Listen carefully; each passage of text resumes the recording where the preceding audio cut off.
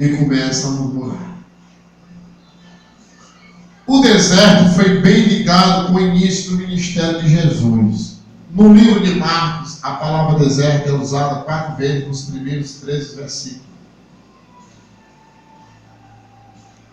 No original, em diversas traduções portuguesas, a palavra deserto não aparece no versículo 13, mas aparece no texto grego, mas não é usada mais nenhuma vez depois qual o tipo de lugar era o deserto.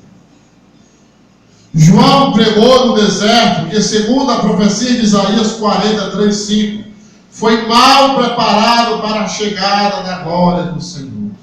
O deserto foi um lugar lógico para o trabalho de João, porque simboliza os corações do povo, corações secos e mortos. Ele veio para tirar as barreiras espirituais do povo, que poderiam impedir a vinda do Messias. Foi uma tarefa formidável. Todos os vales serão levantados, todos os montes e colinas serão aplanados, os terrenos acidentados se tornarão planos, as escarpas serão niveladas. Está lá em Isaías 40, versículo 4. Para realizar esta transformação, João veio para este povo árido, pregando arrependimento. O arrependimento em que João insistiu está transformado. Essa transformação, João veio para este povo árido, louvado seja o nome do Senhor, aleluia, instituiu na era do nada, e aquele povo andava despreocupado, mas envolveu uma reorientação radical na vida.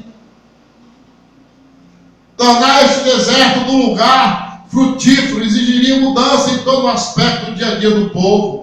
Pessoas hoje estão em situações parecidas. Para qualquer pessoa estar preparada para Cristo na sua vida, tem que estar disposto a mudar a sua vida em todo o sentido. Deserto é lugar de libertação.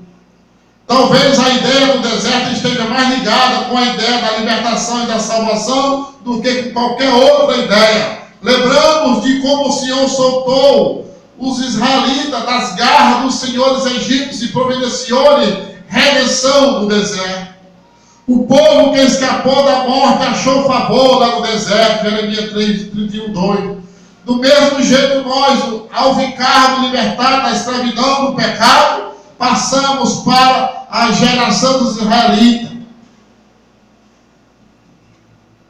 O deserto vem simbolizar um lugar de salvação e servidão cruel. Infelizmente, a geração dos israelitas reclamou lá no deserto repetidas vezes. Os israelitas se queixaram das dificuldades do caminho e queriam retornar à angústia do Egito. Será que é cristão? Às vezes passam pelos mesmos sentimentos e almejam a vida que levam antes de seguir a Cristo, a vida do pecado. Quando olhamos para trás ou tentamos ficar com as coisas do passado, arriscamos com a nossa alma. Porque naquele dia, quem estiver no telhado de sua casa, não deve descer para apanhar os seus bens dentro da casa. Semelhantemente, quem estiver no campo, não deve voltar atrás por coisa alguma. Lembre-se da mulher de Ló. Deserto é lugar de prova. Louvado seja o nome do Senhor. Para Jesus, o deserto foi um lugar em que encontrou o tentador e foi testado. Para os israelitas, o deserto foi um lugar de provação. Também os resultados eram totalmente opostos.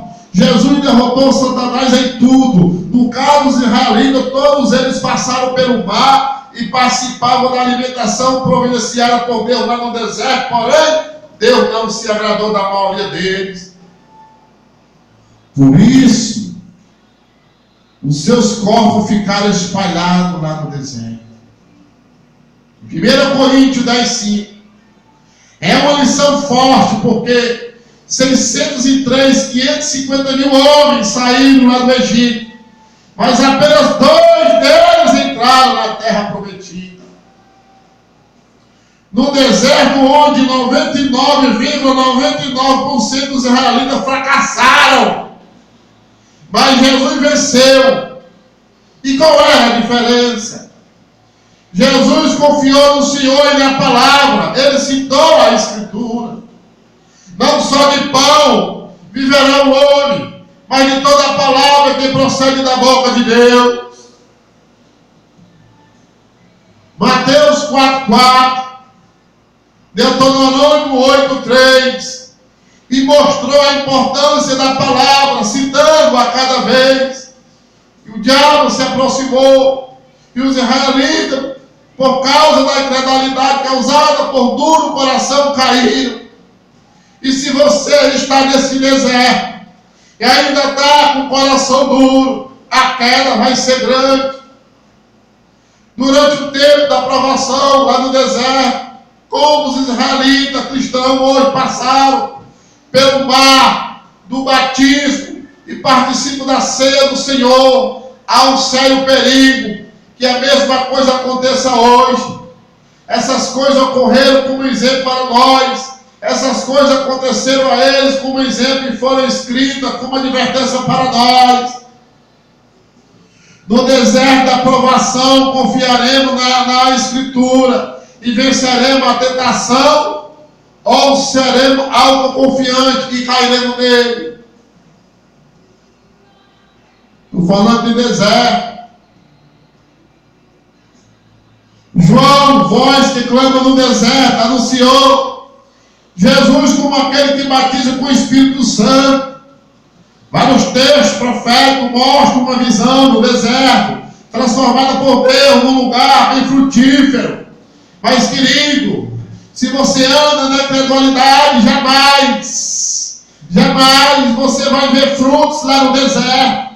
Se você anda na desobediência, se você anda na murmuração, não vai frutificar nada nesse deserto que você está passando.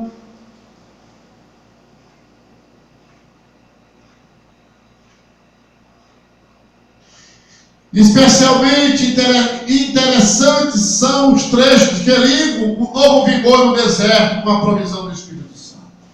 Por quê? A fortaleza será abandonada, a cidade barulhenta ficará deserta, e até que sobre nós o Espírito seja derrubado do alto, e o deserto se transforme em campo fértil, e o campo fértil pareça uma floresta. Pois derramarei água na terra sedenta e torrente na terra seca, e derramarei o meu Espírito sobre o seu prole, e minha bênção sobre o seu descendente. As maravilhosas bênçãos que estão disponíveis em Cristo vêm por causa do trabalho do Espírito Santo que tem sido derramado sobre o povo de Deus. Infelizmente, há muitos equivocados quando pessoas começam a tratar o assunto do Espírito Santo, porque eles deixam de distinguir entre as várias responsabilidades do Espírito Santo e as épocas certas em que faz estas obras.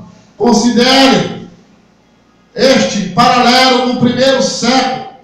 Jesus andou na terra em corpo humano e morreu na cruz e apareceu várias pessoas após a sua ressurreição. Jesus não fazia nenhuma dessas coisas, mas Jesus ainda existe, opera nas vidas dos seus discípulos e trabalha hoje ainda, pelo mesmo jeito. O Espírito Santo, louvado seja o nome do Senhor, no seu primeiro século operou na vida de Jesus, inspirou a autoria, louvado seja o nome do Senhor, de Paulo, e deu dons especiais para as várias pessoas. O Espírito Santo não faz nenhuma destas coisas, mas o Espírito Santo ainda existe e opera na vida dos seus discípulos, que trabalha hoje para ele nesse deserto. Louvado seja o nome do Senhor Jesus de Nazaré. Porque lá no deserto, o Senhor falou para Ezequiel: darei a vocês um coração novo e porei um espírito novo em você.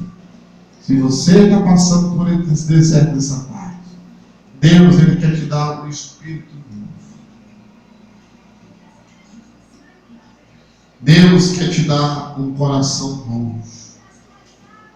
Louvado seja o nome do